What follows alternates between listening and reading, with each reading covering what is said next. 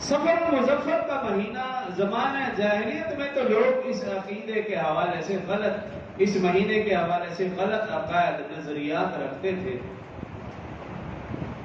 اب تو زمانہ اسلام ہے، 1450 سال گزر چکے ہیں، لیکن افسوس یہ کہ آج بھی بعض لوگ، بلکہ بعض نہیں کہوں گا، یوں کہوں گا آج بھی اکثر لوگ اس مہینے کے حوالے سے اچھی آراء نہیں رکھتے۔ اکثر میں نے اس لیے کہا کہ اس کا مشاہدہ تجربہ اس وقت ہوتا ہے جب شادی کا معاملہ ہو۔ آپ پاکستان میں کسی بھی شادی حال میں چلے جائیں، جا کر آپ پوچھ لیں، وہ کہیں گے محرم سفر ان دونوں مہینوں میں کوئی شادی کی بکنگ نہیں۔ تو اس کا مطلب کیا ہوا؟ من حیث القوم، ہم سب کے سب وہی باتیں جو زمانہ جاہلیت میں تھی پھر ہمارے ہاتھ۔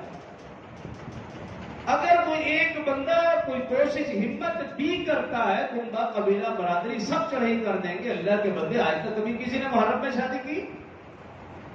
آج تک کبھی کسی نے سفر کے مہینے میں بھی شادی کی؟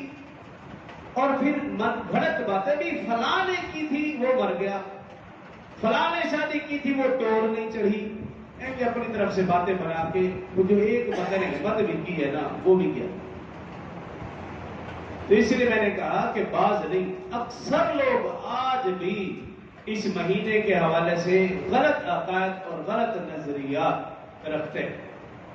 جیسے میں نے ایک مثال دی، اور بعض لوگ کہتے ہیں دھڑلے سے کہ سفر کے مہینے میں ہونے والی شادی صفر یعنی ناکام ہوگی۔ یہ ہے، آپ معلومات لے لیں، ابھی تو 3 سفر ہے، کسی بھی شادی حال سے جا کر پوچھ لیں۔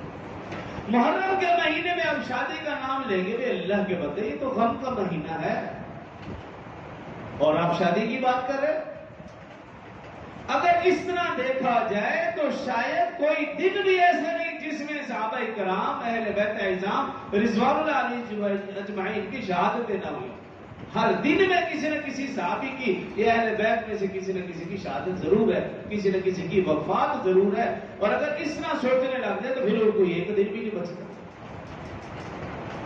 لیکن ہم قرآن، حدیث، صحابہ، اہل بیت اعظام کی زندگیاں دیکھیں۔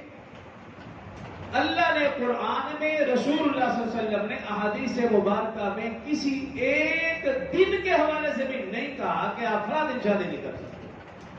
پورا قرآن حدیث کسی ایک دن کے حوالے سے بھی ممانعت نہیں ہے۔ اور پھر رسول اللہ صلی اللہ علیہ وسلم کا اپنا طرز عمل دیکھیے، آپ کا حضرت صفیہ رضی اللہ عنہ سے نکاح شادی محرم میں، حضرت عثمان رضی اللہ عنہ کی شادی حضرت ام کلثوم جو کہ رسول اللہ صلی اللہ علیہ وسلم کی صاحبزادی ہے، ان سے نکاح شادی محرم میں، حضرت علی رضی اللہ عنہ کی شادی حضرت فاطمہ رضی اللہ عنہ سے محرم کے مہینے میں ہوئی۔ اسی طرح کچھ رسول اللہ صلی اللہ علیہ وسلم کی ایک شادی اور ہے، وہ سفر میں ہوئی۔ صحابہ کرام، اہل بیت اعظام کی بے شمار شادیاں نکاح ایسے ہیں کہ جو پتہ چلتا ہے کہ سفر مظفر میں